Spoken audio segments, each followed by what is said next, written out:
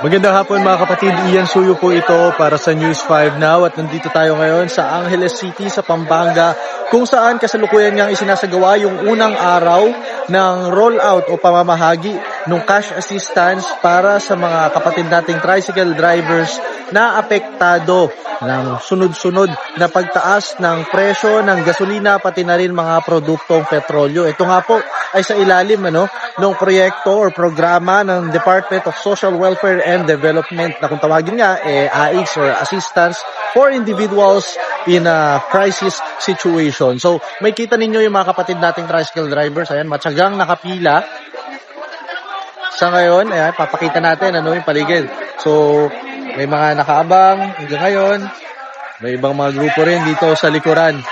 Lahat po sila ay nakaabang para doon sa 5,000 pesos na cash assistance na ibibigay nga ng ahensya. So ang sistema nila dito, by batch po sila dito. So nagsimula na kaninang alas 8 ng umaga yung rollout nitong mga incentive na ito, and meron pong nasa 1,000 na mga tricycle drivers ang rehistrado dito sa Angeles, Pampanga. So hinati po yan sa 4 na batches at ngayon po ay yung panghuling batch na nakaschedule for 3 p.m. yung kanilang kinikater sa ngayon. So ganito ang pamamalakad dyan mga kapatid. Tuturo ko kayo. Habang sila dito, nakaupo, may kinuhang number at kailangan meron kayong dala na valid ID, driver's license, pati na rin photocopy nito. Pagka na-identify na kayo, papaakitin kayo dito sa second floor. Nakikita ninyo, mga kapatid natin, yung iba sa kanila nakakuha na. Yung iba naman, nag-aasikaso pa ng mga papeles. Bagakyat, tutungo sila dito sa second floor, kung saan further verification ng kanilang identity at i-check kung kasama na sila doon sa mismong master list na pinrovide ng LGU para sa DSWD. At kung sakaling may problema, kailangan bumaba ulit sila. At may iba nga tayong mga nakausap kanina mga kapatid natin na talagang medyo masama yung loob dahil sila pa daw mismo yung nag-submit nung listahan kasama yung pangalan nila, yet wala raw sila sa final or verified list na binigay ng LGU at ginagawang basehan ngayon ng DSWD. Pero yung mga kapatid natin na ayos na, wala nang problema, all goods na, kumbaga, dito na yan magtutungo sa Paymaster.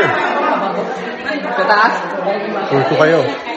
So dito naman mga kapatid sa Paymaster, makikita natin sa likuran, mga kapatid natin nakaupo na yan, So dito may mga designated numbers or stations na pupuntahan kung saan final na yan, i-verify na, kunin na yung photocopy ng kanilang ID, and then dito na rin ibibigay yung much awaited, yung pinakahinihintay nila na assistance na 5,000 pesos. May mga nakausap tayo kanina na sinabing malaking bagay daw para sa kanila na makatanggap ng ayuda.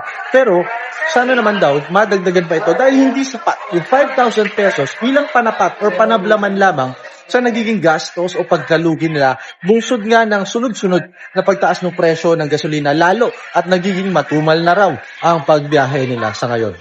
Para po sa karagdagan ng aking report, abangan niyo po mamaya, una sa lahat, pati na rin po sa Frontline Pilipinas, mamayang 6:15 p.m. Muli, po si Ian Suyo para sa News 5 na.